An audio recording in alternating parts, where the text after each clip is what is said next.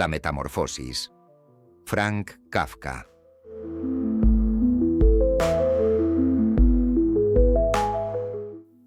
Una mañana, tras un sueño intranquilo, Gregorio Samsa se despertó convertido en un monstruoso insecto.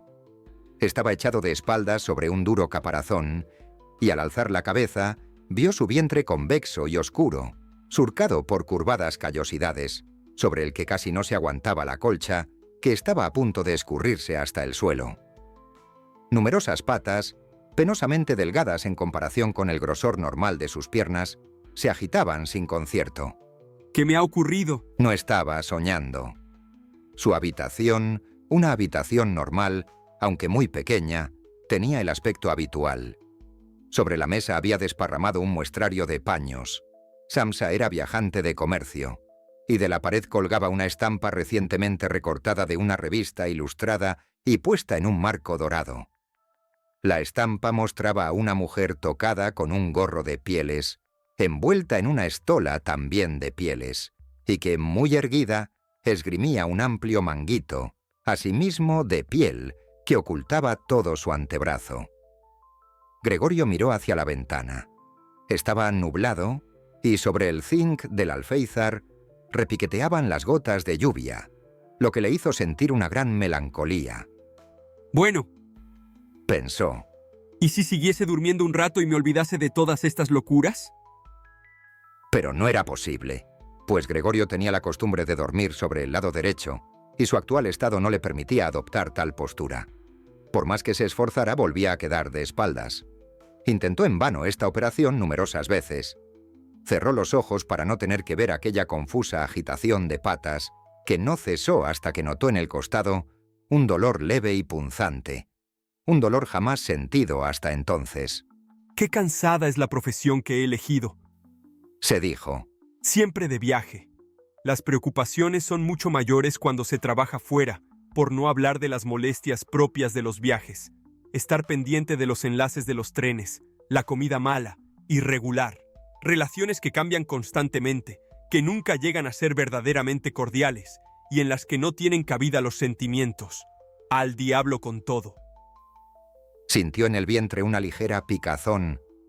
Lentamente, se estiró sobre la espalda en dirección a la cabecera de la cama, para poder alzar mejor la cabeza.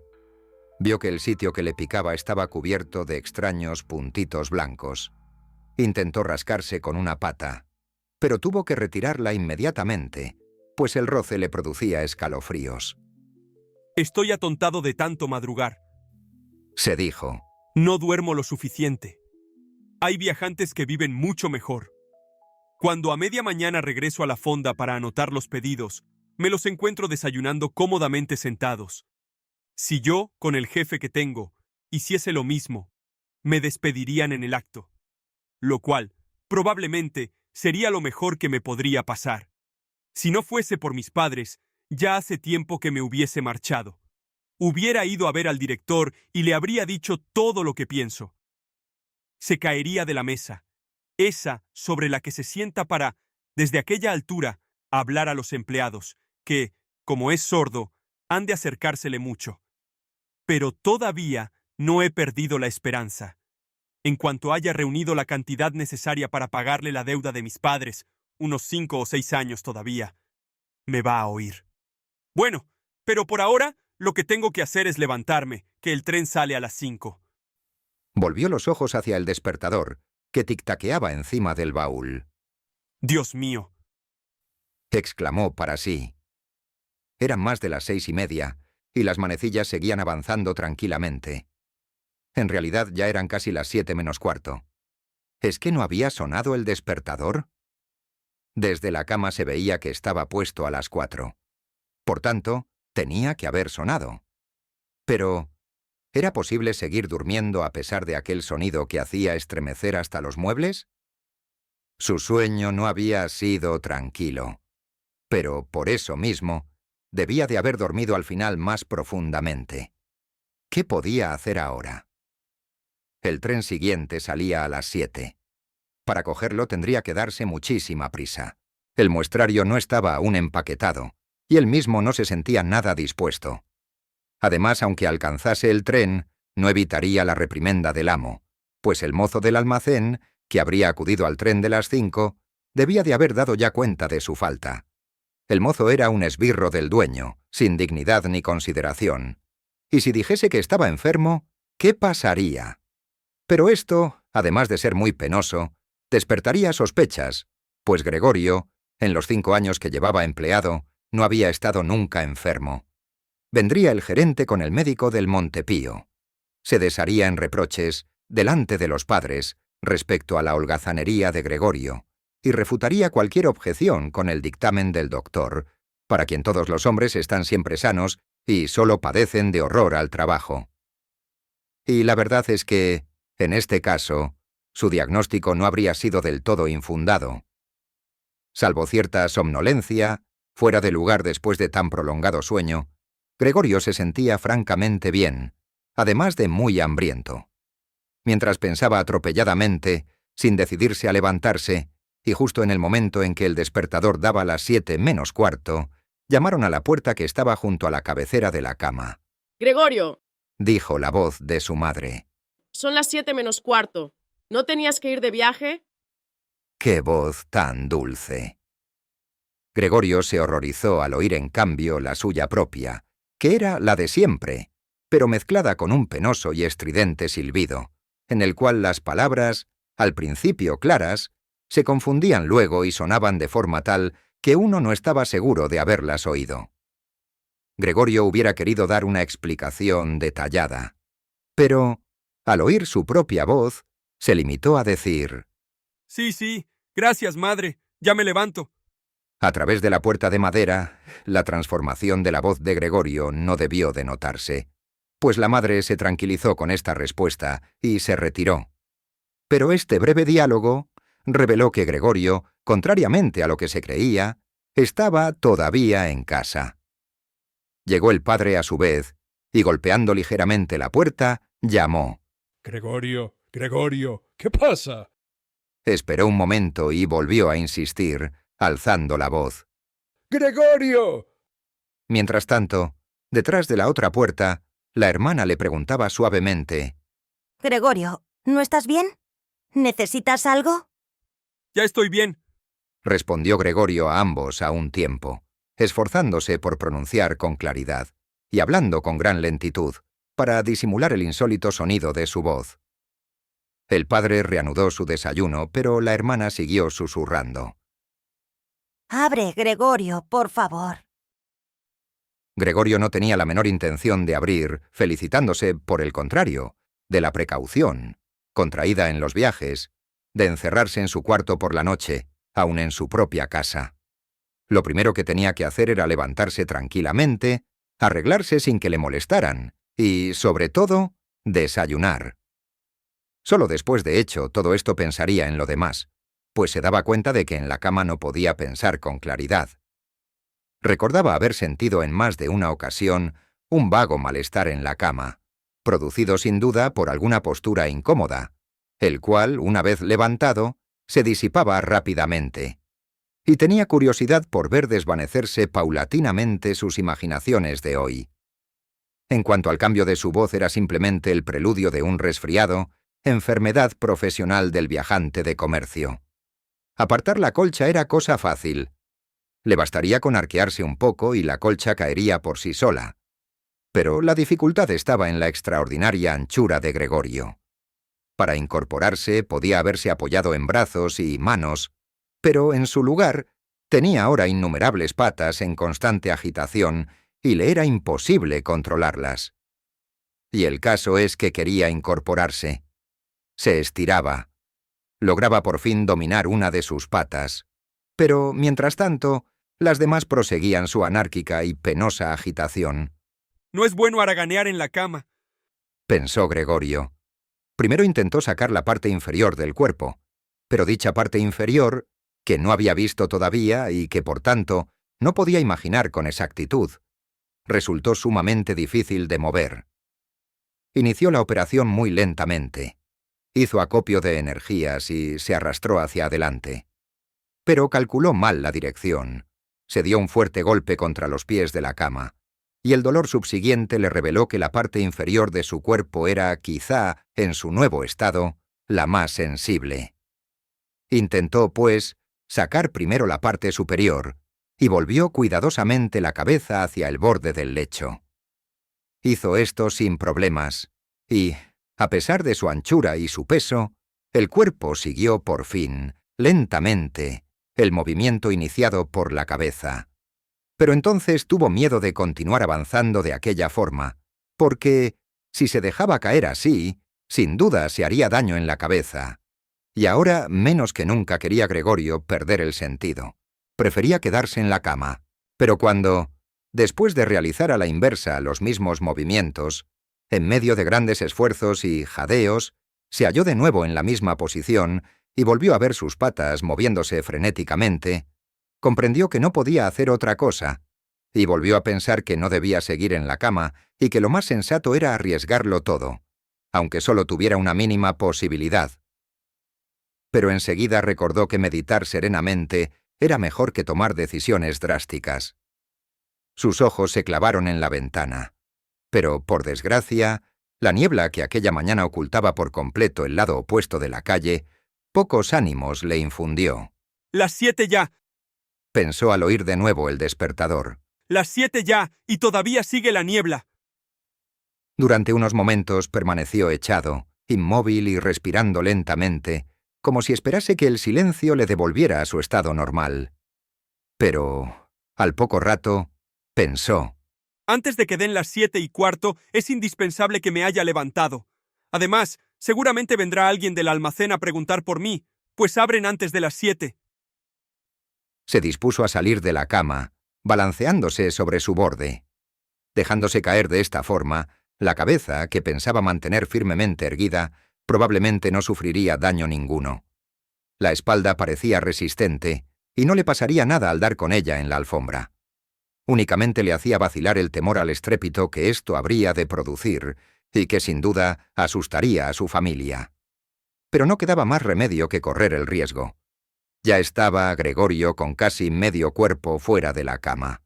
El nuevo método era como un juego, pues consistía simplemente en balancearse hacia atrás, cuando cayó en la cuenta de que todo sería muy sencillo si alguien viniese en su ayuda. Con 2 personas robustas, y pensaba en su padre y en la criada, bastaría. Solo tendrían que pasar los brazos por debajo de su abombada espalda, sacarle de la cama y, agachándose luego con la carga, dejar que se estirara en el suelo, en donde era de suponer que las patas se mostrarían útiles. Ahora bien, y prescindiendo del hecho de que las puertas estaban cerradas con llave, ¿convenía realmente pedir ayuda? Pese a lo apurado de su situación, no pudo por menos de sonreír. Había adelantado ya tanto que un solo balanceo, algo más enérgico que los anteriores, bastaría para hacerle bascular sobre el borde de la cama. Además, pronto no le quedaría más remedio que decidirse, pues solo faltaban 5 minutos para las 7:15. En ese momento llamaron a la puerta del piso. Debe de ser alguien del almacén, Pensó Gregorio, mientras sus patas se agitaban cada vez más rápidamente. Por un momento permaneció todo en silencio. ¡No abren! Pensó entonces, aferrándose a tan descabellada esperanza. Pero, como no podía por menos de suceder, oyó aproximarse a la puerta las fuertes pisadas de la criada. Y la puerta se abrió. A Gregorio le bastó oír la primera palabra del visitante para percatarse de quién era. Era el gerente en persona. ¿Por qué estaría Gregorio condenado a trabajar en una empresa en la cual la más mínima ausencia despertaba inmediatamente las más terribles sospechas?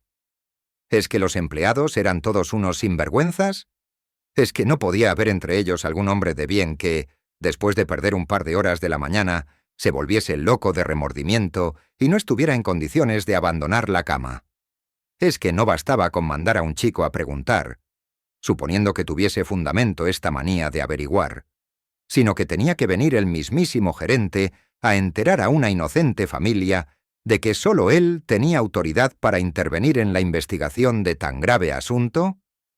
Y Gregorio, excitado por estos pensamientos, más que decidido a ello, se tiró violentamente de la cama. Se oyó un golpe sordo, pero no demasiado. La alfombra amortiguó la caída. La espalda tenía mayor elasticidad de lo que Gregorio había supuesto, y esto evitó que el ruido fuese tan estrepitoso como había temido. Pero no tuvo cuidado de mantener la cabeza suficientemente erguida. Se lastimó, y el dolor le hizo frotarla furiosamente contra la alfombra. Algo ha ocurrido ahí dentro, dijo el gerente en la habitación de la izquierda. Gregorio intentó imaginar que al gerente pudiera sucederle algún día lo mismo que hoy a él, cosa ciertamente posible. Pero el gerente, como replicando con energía a esta suposición, dio unos cuantos pasos por el cuarto vecino, haciendo crujir sus zapatos de charol. Desde la habitación contigua de la derecha, la hermana susurró: Gregorio, está aquí el gerente del almacén. Ya lo sé. contestó Gregorio débilmente, sin atreverse a levantar la voz hasta el punto de hacerse oír por su hermana. Gregorio, Dijo por fin el padre desde la habitación contigua de la izquierda. ha venido el señor gerente y pregunta por qué no tomaste el primer tren. No sabemos qué contestar. Además, desea hablar personalmente contigo, con que hace el favor de abrir la puerta. El señor tendrá la bondad de disculpar el desorden del cuarto. Buenos días, señor Samsa. Terció entonces amablemente el gerente. No se encuentra bien. Dijo la madre a este último, mientras el padre continuaba hablando junto a la puerta. Está enfermo, créame. Como si no, iba a perder el tren. Gregorio no piensa más que en el almacén. Si casi me molesta que no salga ninguna noche. Ahora, por ejemplo, ha estado aquí 8 días. Pues bien, ni una sola noche ha salido de casa. Se sienta con nosotros alrededor de la mesa, lee el periódico en silencio o estudia itinerarios. Su única distracción es la carpintería. En 2 o 3 tardes ha tallado un marquito. Cuando lo vea, se va a asombrar. Es precioso. Está colgado en su cuarto.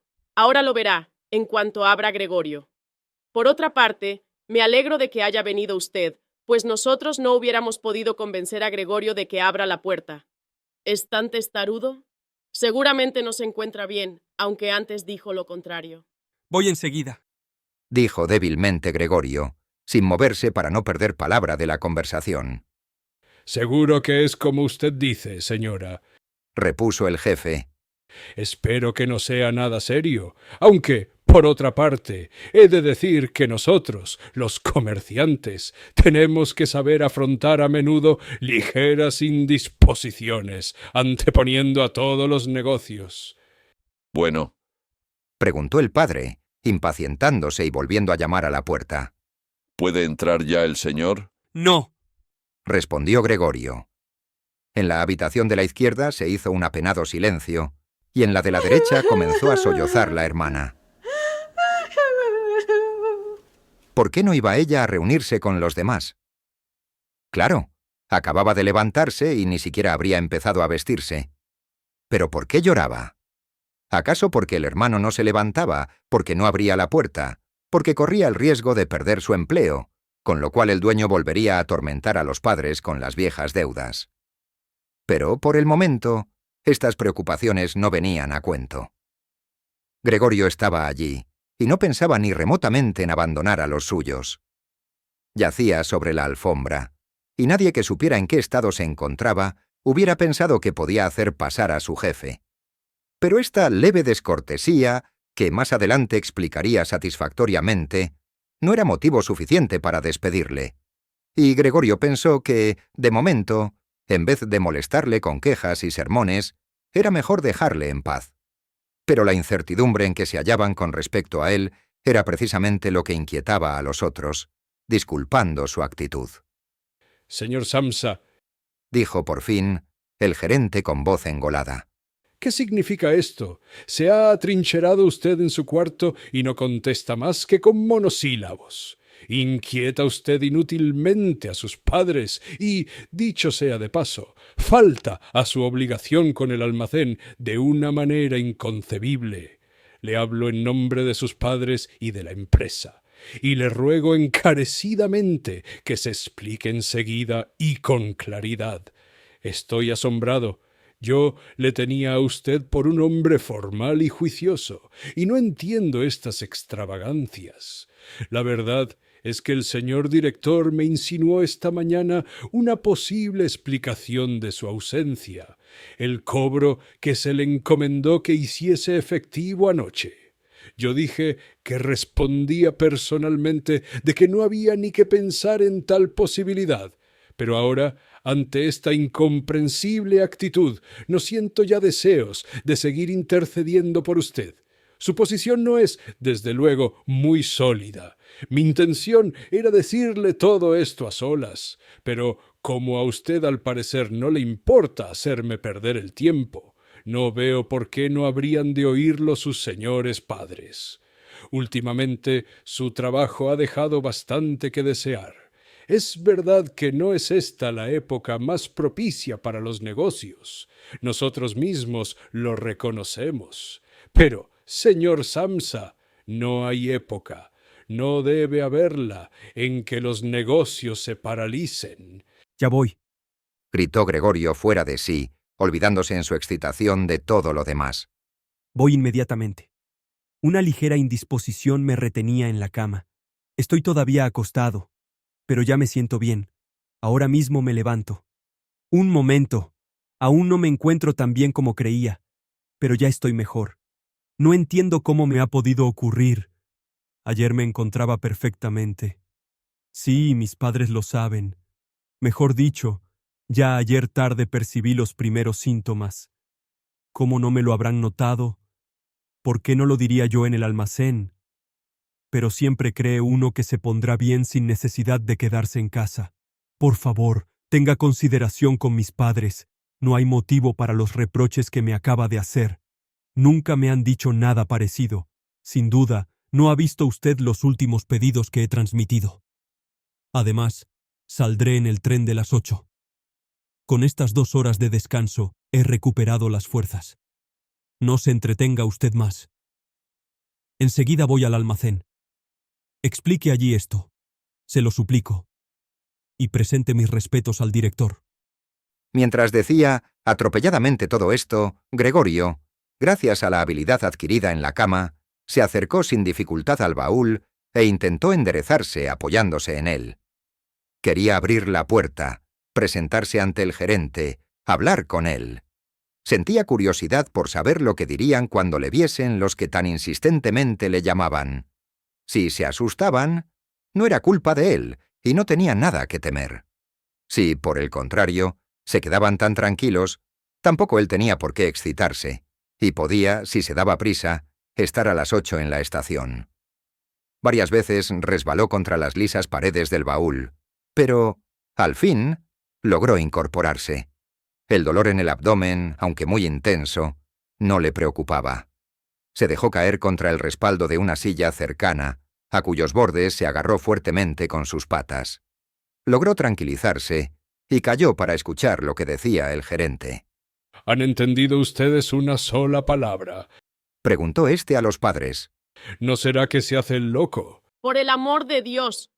Exclamó la madre llorando. Tal vez se encuentre muy mal y nosotros le estamos mortificando. Y seguidamente llamó. ¡Grete! ¡Grete! ¿Qué quieres, madre? Contestó la hermana desde el otro lado de la habitación de Gregorio, a través de la cual hablaban. Tienes que ir enseguida a buscar al médico. Gregorio está enfermo. Ve corriendo. ¿Has oído cómo hablaba? Es una voz de animal, dijo el gerente, que hablaba en voz muy baja en comparación con los gritos de la madre. Ana, Llamó el padre, volviéndose hacia la cocina a través del recibidor y dando palmadas. vaya inmediatamente a buscar a un cerrajero. Se oyó por el recibidor el rumor de las faldas de las 2 jóvenes que salían corriendo. ¿Cómo se habría vestido tan deprisa la hermana? Y el ruido brusco de la puerta del piso al abrirse. Pero no se escuchó ningún portazo. Debían de haber dejado la puerta abierta, como suele suceder en las casas en donde ha ocurrido una desgracia. Gregorio, sin embargo, estaba mucho más tranquilo. Sus palabras resultaban ininteligibles, aunque a él le parecían muy claras, más claras que antes, sin duda porque ya se le iba acostumbrando el oído. Pero lo importante era que ya se habían percatado los demás de que algo anormal le sucedía y se disponían a acudir en su ayuda. Se sintió aliviado por la prontitud y energía con que habían tomado las primeras medidas. Se sintió nuevamente incluido entre los seres humanos y esperaba tanto del médico como del cerrajero acciones insólitas y maravillosas. A fin de poder intervenir lo más claramente posible en las conversaciones decisivas que se avecinaban, carraspeó ligeramente. Lo hizo muy levemente, por temor a que también este ruido sonase a algo que no fuese una tos humana, pues ya no tenía seguridad de poder apreciarlo. Mientras tanto, en la habitación contigua reinaba un profundo silencio. Tal vez los padres, sentados a la mesa con el gerente, estuvieran hablando en voz baja. Tal vez permanecieran pegados a la puerta, escuchando. Gregorio se deslizó lentamente con la silla hacia la puerta. Al llegar allí, soltó la silla, se dejó caer contra la puerta y se sostuvo en pie, pegado a ella por la viscosidad de sus patas. Descansó así un momento del esfuerzo realizado. Luego intentó hacer girar la llave con la boca. Por desgracia, no parecía tener dientes propiamente dichos. ¿Con qué iba entonces a coger la llave? Pero, en cambio, sus mandíbulas eran muy fuertes y, gracias a ellas, pudo poner la llave en movimiento, sin reparar en el daño que seguramente se hacía, pues un líquido oscuro le salió de la boca, resbalando por la llave y goteando hasta el suelo. Escuchen, Dijo el gerente. está girando la llave. Estas palabras alentaron mucho a Gregorio.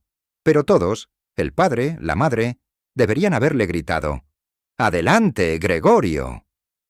Sí, deberían haberle gritado: «¡Adelante! ¡Duro con la cerradura!». Imaginando la ansiedad con que todos seguirían sus esfuerzos, mordió con desesperación la llave, desfallecido. A medida que la llave giraba en la cerradura, Gregorio se bamboleaba en el aire, colgando por la boca, forcejeando, empujando la llave hacia abajo con todo el peso de su cuerpo. El sonido metálico de la cerradura al abrirse le volvió completamente en sí. Bueno, Se dijo con un suspiro de alivio, no ha sido necesario que viniera el cerrajero. y dio con la cabeza en el pestillo para acabar de abrir. Este modo de abrir la puerta fue la causa de que no le viesen inmediatamente. Gregorio tuvo que girar lentamente contra una de las hojas de la puerta, con gran cuidado para no caer de espaldas. Y aún estaba ocupado en llevar a cabo tan difícil operación, sin tiempo para pensar en otra cosa, cuando oyó una exclamación del gerente que sonó como el aullido del viento, y le vio, junto a la puerta, taparse la boca con la mano y retroceder lentamente, como empujado por una fuerza invisible. La madre, que a pesar de la presencia del gerente, estaba allí sin arreglar con el pelo revuelto, miró a Gregorio, juntando las manos, avanzó luego 2 pasos hacia él y se desplomó por fin, en medio de sus faldas desplegadas a su alrededor, con la cabeza caída sobre el pecho. El padre amenazó con el puño, con expresión hostil, como si quisiera empujar a Gregorio hacia el interior de la habitación. Se volvió luego, saliendo con paso inseguro al recibidor, y cubriéndose los ojos con las manos, rompió a llorar de tal modo que el llanto sacudía su robusto pecho. Gregorio no llegó, pues, a salir de su habitación. Permaneció apoyado en la hoja de la puerta, mostrando solo la mitad superior del cuerpo, con la cabeza ladeada, contemplando a los presentes. La lluvia había amainado, y al otro lado de la calle se recortaba nítido un trozo del edificio negruzco de enfrente. Era un hospital, cuya monótona fachada jalonaban numerosas ventanas idénticas. La lluvia caía ahora en goterones aislados que se veían llegar claramente al suelo. Sobre la mesa estaban los utensilios del desayuno. Para el padre era la comida principal del día, que prolongaba con la lectura de varios periódicos. En la pared que Gregorio tenía enfrente, colgaba un retrato de éste durante su servicio militar, con uniforme de teniente, la mano en el puño de la espada, sonriendo despreocupadamente, con un aire que parecía exigir respeto para su uniforme y su actitud. Esa habitación daba al recibidor. Por la puerta abierta se veía la del piso, también abierta, el rellano de la escalera y el primer tramo de esta que conducía a los pisos inferiores. Bueno, Dijo Gregorio, convencido de ser el único que había conservado la calma. Enseguida me visto, recojo el muestrario y me voy. Me dejaréis que salga de viaje, ¿verdad? Ya ve usted, señor gerente, que no soy testarudo y que trabajo con gusto. Viajar es cansado, pero yo no sabría vivir sin viajar. ¿A dónde va usted? ¿Al almacén? ¿Sí? ¿Lo contará todo tal como ha sucedido? Uno puede tener un bajón momentáneo, pero es precisamente entonces cuando deben acordarse los jefes de lo útil que uno ha sido y pensar que, una vez superado el contratiempo, trabajará con redobladas energías. Yo, como usted bien sabe, le estoy muy agradecido al señor director. Por otra parte, tengo que atender a mis padres y a mi hermana. Es verdad que hoy me encuentro en un apuro, pero trabajando sabré salir de él. No me ponga las cosas más difíciles de lo que están. Póngase de mi parte. Ya sé que al viajante no se le quiere. Todos creen que gana el dinero a espuertas, sin trabajar apenas. No hay ninguna razón para que este prejuicio desaparezca, pero usted está más enterado de lo que son las cosas que el resto del personal, incluso que el propio director, que, en su calidad de propietario, se equivoca con frecuencia respecto a un empleado. Usted sabe muy bien que el viajante, como está fuera del almacén la mayor parte del año, es fácil blanco de habladurías, equívocos y quejas infundadas, contra las cuales no le es fácil defenderse, ya que la mayoría de las veces no llegan a sus oídos, y solo al regresar, reventado de un viaje, empieza a notar directamente las consecuencias negativas de una acusación desconocida. No se vaya sin decirme algo que me pruebe que me da usted la razón, por lo menos en parte. Pero, desde las primeras palabras de Gregorio, el gerente había dado media vuelta y le contemplaba por encima del hombro, con una mueca de repugnancia en el rostro. Mientras Gregorio hablaba, no permaneció un momento quieto. Se retiró hacia la puerta sin quitarle la vista de encima, muy lentamente, como si una fuerza misteriosa le retuviese allí. Llegó por fin al recibidor y dio los últimos pasos con tal rapidez que parecía que estuviera pisando brasas ardientes. Alargó el brazo derecho en dirección a la escalera, como si esperase encontrar allí milagrosamente la libertad. Gregorio comprendió que no debía permitir que el gerente se marchara de aquel modo, pues si no su puesto en el almacén estaba seriamente amenazado. No lo veían los padres tan claro como él, porque, con el transcurso de los años, habían llegado a pensar que la posición de Gregorio en aquella empresa era inamovible. Además, con la inquietud del momento, se habían olvidado de toda prudencia. Pero no así Gregorio, que se daba cuenta de que era indispensable retener al gerente y tranquilizarle. De ello dependía el porvenir de Gregorio y de los suyos. Si al menos estuviera allí su hermana. Era muy lista. Había llorado cuando Gregorio yacía aún tranquilamente sobre su espalda. Seguro que el gerente, hombre galante, se hubiera dejado convencer por la joven. Ella habría cerrado la puerta del piso y le habría tranquilizado en el recibidor. Pero no estaba su hermana, y Gregorio tenía que arreglárselas solo. Sin reparar en que todavía no conocía sus nuevas facultades de movimiento y que lo más probable era que no lograse hacerse entender, abandonó la hoja de la puerta en que se apoyaba y se deslizó por el hueco formado al abrirse la otra con intención de avanzar hacia el gerente, que seguía cómicamente agarrado a la barandilla del rellano. Pero inmediatamente cayó al suelo, intentando, con grandes esfuerzos, sostenerse sobre sus innumerables y diminutas patas, profiriendo un leve quejido. Entonces se sintió, por primera vez en el día, invadido por un verdadero bienestar. Las patitas, apoyadas en el suelo, le obedecían perfectamente. Con alegría, vio que empezaban a llevarle donde deseaba ir, dándole la sensación de que sus sufrimientos habían concluido. Pero en el momento en que Gregorio empezaba a avanzar lentamente, balanceándose a ras de tierra, no lejos y enfrente de su madre, ésta, pese a su desvanecimiento previo, dio de pronto un brinco y se puso a gritar, extendiendo los brazos con las manos abiertas. ¡Socorro! ¡Por el amor de Dios! ¡Socorro! Inclinaba la cabeza como para ver mejor a Gregorio, pero de pronto, como para desmentir esta impresión, se desplomó hacia atrás, cayendo sobre la mesa, y, ajena al hecho de que estaba aún puesta, quedó sentada en ella, sin darse cuenta de que a su lado el café salía de la cafetera volcada, derramándose sobre la alfombra. ¡Madre, madre! Gimió Gregorio, mirándola desde abajo. Por un momento se olvidó del gerente, y no pudo evitar, ante el café vertido, abrir y cerrar repetidas veces las mandíbulas en el vacío. Su madre, gritando de nuevo y huyendo de la mesa, se lanzó en brazos del padre, que corrió a su encuentro. Pero Gregorio ya no podía dedicar su atención a sus padres.